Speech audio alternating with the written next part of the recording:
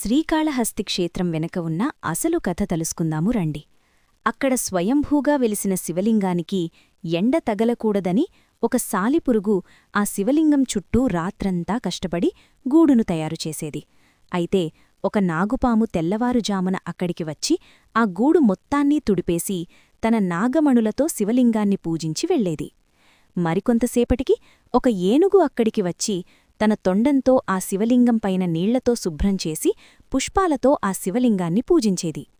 ఇలా రోజూ జరుగుతుండగా ఒకరోజు సాలిపురుగు నాగుపాముతో, "నువ్వు పెడుతున్న నాగమణిని ఒక ఏనుగు వచ్చి తీసేస్తుంది" అని చెబుతుంది.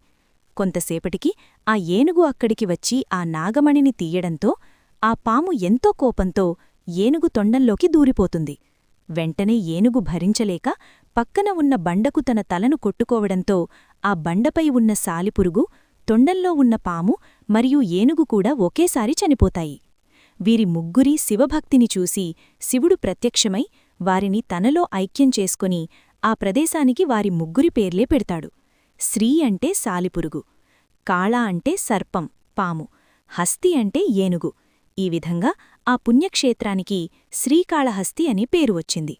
అందరూ చెప్పండి, ఓం నమఃశివాయ.